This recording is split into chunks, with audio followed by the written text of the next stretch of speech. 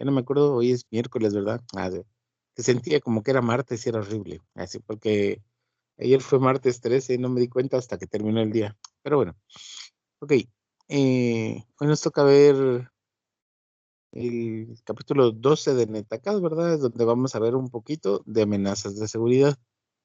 Definitivamente este tema de la seguridad es muy amplio, ¿verdad? Creo que en Cisco ya hay incluso una carrera sobre ciberseguridad o CyberOps se llama la otra, que es como que monitoreo de operaciones en redes, ¿verdad?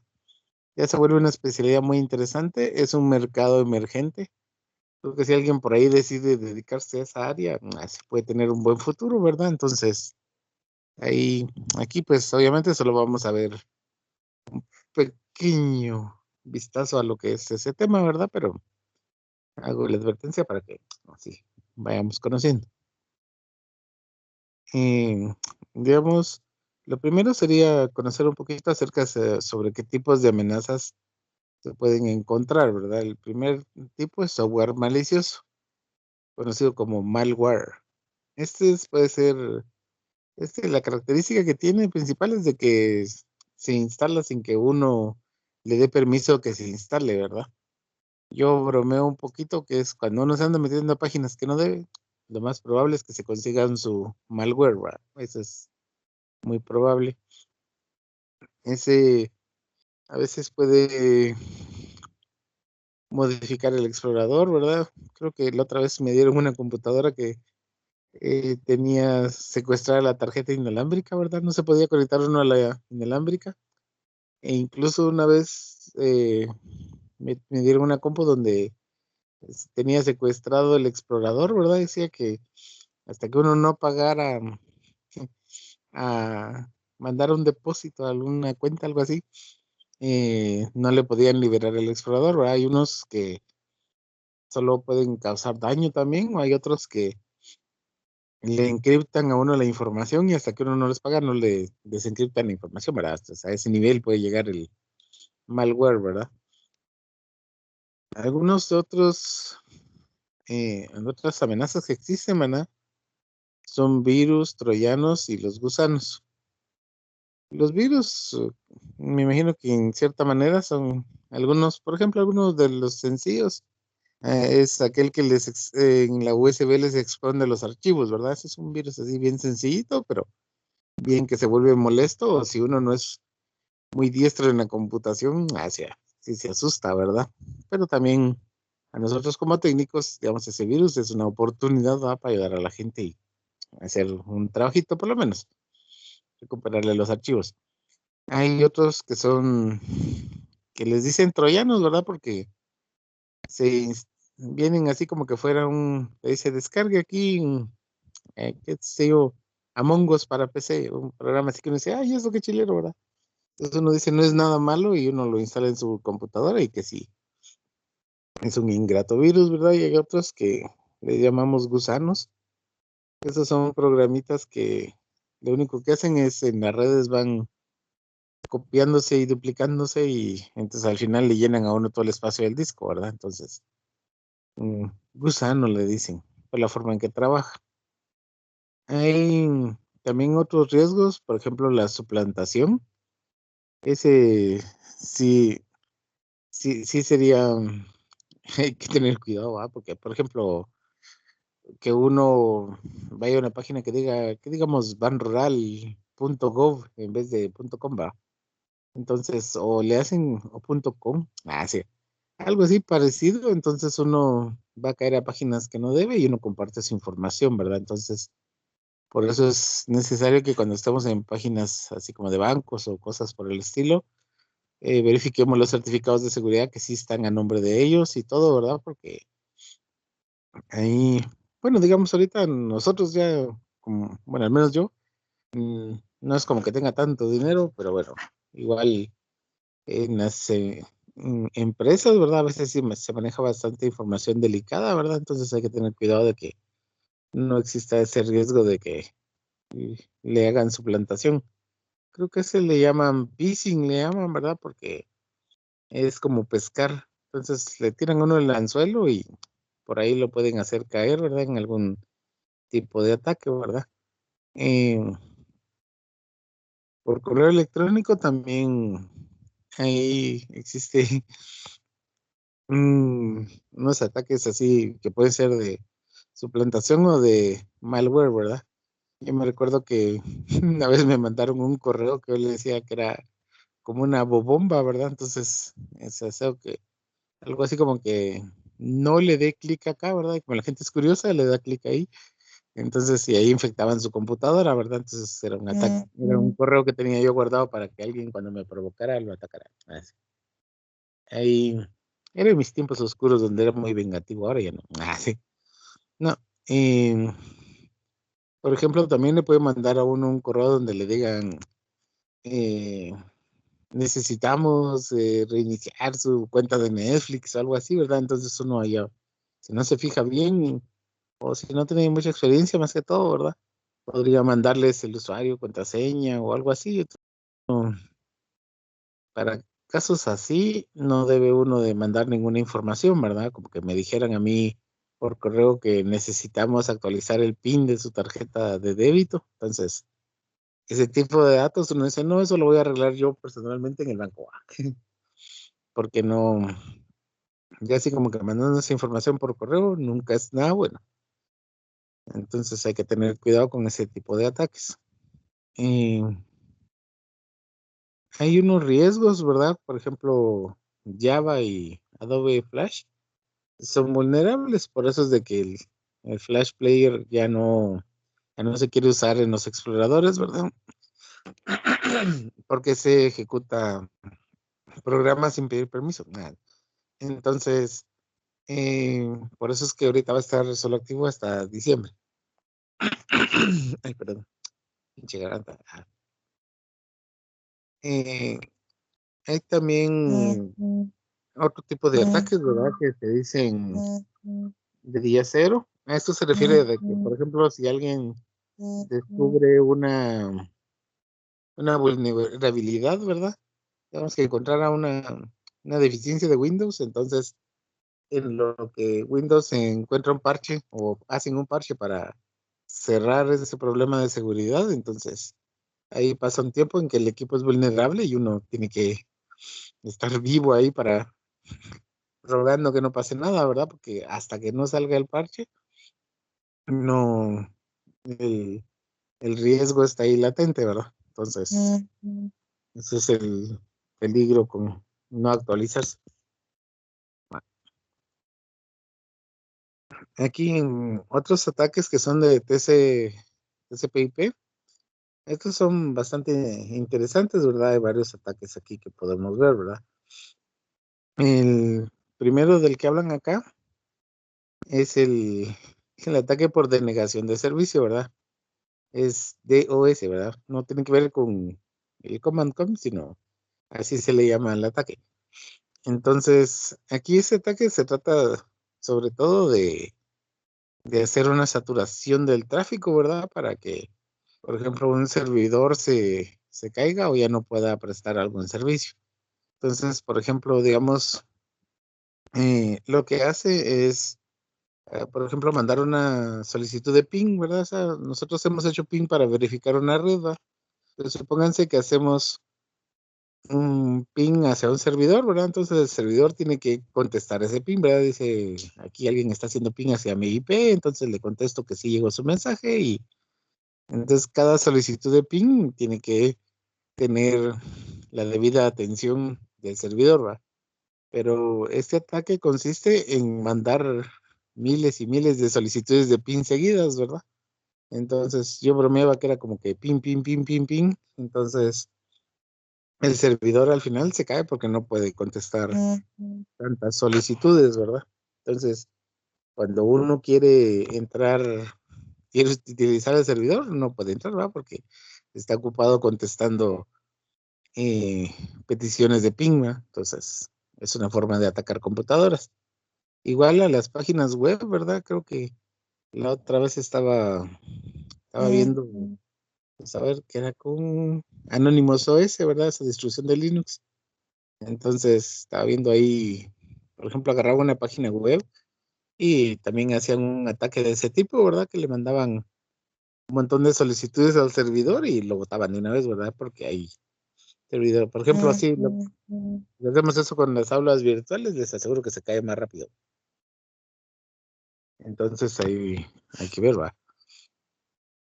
De ahí, el DDoS es un ataque un poquito más complicado, digamos, que es un segundo nivel de ese ataque por medio de pings.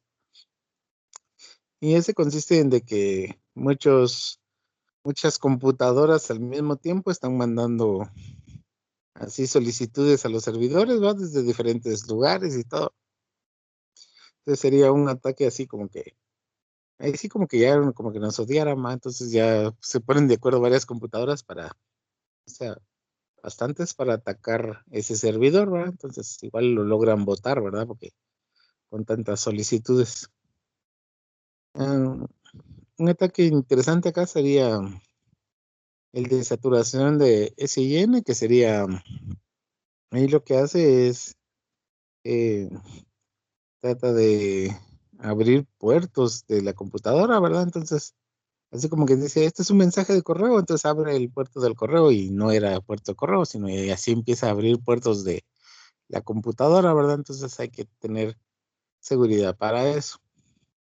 Como hay maldad en esta tierra, entonces también hay ataques como donde utilizan una IP falsa o una MAC address falsa, ¿verdad? La MAC address es física y es, digamos, especial de cada computadora, pero hay gente que puede clonar la MAC address, ¿verdad? Para pasar, digamos, decir, esta computadora es de confianza, entonces puede entrar a la red, ¿va? Y que sí, es una Mac clonada, ¿verdad? Una dirección física clonada.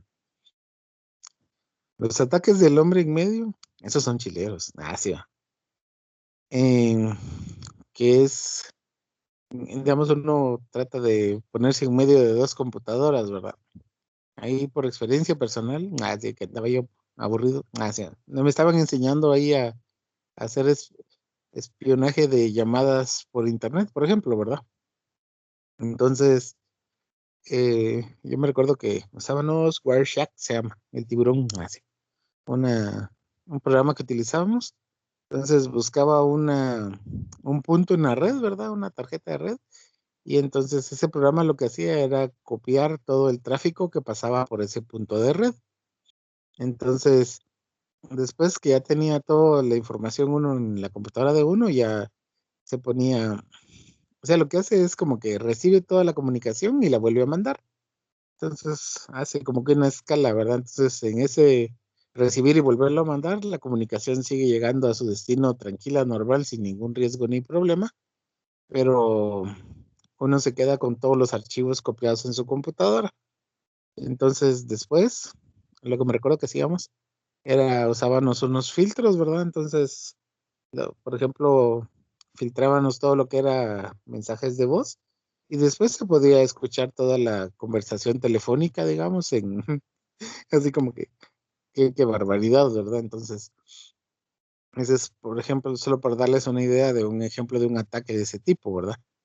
Por cierto, la telefonía siempre, los de la telefonía, ¿verdad? Siempre tienen grabadas todas las conversaciones que uno hacía por teléfono, porque es la forma en que pueden demostrar que le tienen que cobrar a uno, porque uno dice, no, es que yo no hice esa llamada y le pueden poner el play de toda la llamada, ¿verdad? Entonces utilizan unos sistemas de compresión y almacenaje bárbaro para que todas esas conversaciones queden grabadas, ¿va? No sé si en Teams, bueno, en Teams solo cuando estamos grabando, pero bueno, pero imagínense, o sea, esos ataques son interesantes, ¿verdad? Como digo, conocerlos, vivirlos, así, se siente uno mero hacker cuando empiezan a hacer esas travesuras, pero eso sí ya se sale del curso, ¿va? Obvio. Entonces, hay otro tipo de ataque, ¿verdad? Que ese sería envenenamiento DNS, ese es, por ejemplo, que uno quiere entrar a una página web y lo manda a otra, ¿verdad? Entonces ahí para que uno crea que está en la página que uno quería y que sí, lo mandaron a alguna otra página. Entonces son riesgos solo para que vean. todo el tipo de ataques que se pueden dar, ¿verdad? Estos son por TCP. Hablando un poquito de las directivas de seguridad, pues digamos, toda empresa debe tener su, sus directivas de seguridad establecidas, ¿verdad? O sea, sus políticas de seguridad. Si uno es el técnico en el área y no tiene políticas de seguridad, lo primero que tienen que hacer es establecer políticas, ¿verdad? Eh, empezando desde cosas sencillas como, por ejemplo, poner contraseñas un poco más seguras, ¿verdad? Si todas las computadoras de la empresa están sin contraseña y ya es un riesgo muy latente, ¿va? Y digamos, más que todo por esas directivas de seguridad, es que las empresas usualmente lo que hacen es poner todas las computadoras en un servidor de dominio, ¿verdad? Por eso es que era importante que hiciéramos la práctica anterior para ir conociendo un poquito sobre lo que era el servidor de dominio, ¿verdad? Con Active Directory, que ahí es donde controlan y pueden establecer todas las políticas para las computadoras que se pegan al dominio. En Intecap ustedes pueden ver de que, digamos, en los salones las computadoras no se pegan al dominio, obviamente, pero las computadoras administrativas sí se pegan al dominio. Entonces, digamos, hay dos tipos de computadoras, las que están en el dominio y las que están así normales. Entonces, y ven cómo en Intecap también ahí van poniendo políticas y políticas y políticas, ¿verdad? Que van restringiendo la navegación del Internet y ponen bastantes eh, bloqueos y asuntos por el estilo para tratar de mantener un poquito en funcionamiento de manera correcta la red, ¿va? Ahí, a veces no sé, creo que hacen más daño que beneficio, pero bueno. Pero también estoy seguro que si estuviéramos estilo libre en Intecop, Dios guarde. Entonces eso no conviene, ¿verdad? Hay que hablar un poquito sobre la directiva de contraseñas, ¿verdad? Eso me imagino que ya les ha tocado en el correo, por ejemplo, en las plataformas, donde se pide longitud mínima, que tenga mayúsculas o minúsculas, que tenga complejidad. Digamos aquí el Active Directory o la directiva de seguridad también de Windows, ¿verdad? Aquí uno le puede programar para que recuerde las últimas contraseñas. Entonces, si uno intenta poner una contraseña que ya puso antes, no lo deja, ¿verdad? No sé si les ha tocado en Cisco, por ejemplo. Yo otra vez quería poner mi contraseña y me dijo, no puedo usar esta contraseña porque esta ya la he usado antes. Entonces, así como que Cisco es el que más batalla me ha dado con las contraseñas porque sí son bastante desconfiados, ¿verdad? Entonces, creo que en aulas virtuales les puse una práctica sobre la directiva de seguridad, ¿verdad? Porque considero que estar trasteando estas cosas en las computadoras es bastante interesante. Y aquí, digamos, eh, para tener más seguridad en la navegación de Internet, pues, ok, aquí les habla sobre Internet Explorer, que ahora se llama Edge, que tiene bastantes opciones, ¿verdad? Como el filtrado de Active, bloqueador de elementos emergentes. Eso también ayuda a evitar molestias, ¿verdad? No sé si ustedes han instalado un bloqueador de elementos emergentes. Yo casi que es lo primero que instalo, ¿verdad? Porque la verdad es que ni siquiera puede ver uno la página de prensa libre o YouTube, por ejemplo, ¿verdad? Ahí, pues chicas, a veces es más anuncios que videos, entonces pone uno su bloqueador de anuncios y ya con eso, mira uno tranquilo YouTube, ¿verdad? Entonces, y aquí también menciona un poquito de navegación en privada, aunque yo creo que si estamos en una empresa y yo miro a gente navegando en privado, me daría más desconfianza que hace otra cosa, ¿verdad? Entonces, vamos a dejarlo acá para mientras en esta presentación. Eh, vamos a salir de la presentación. Vamos a parar la grabación porque sí.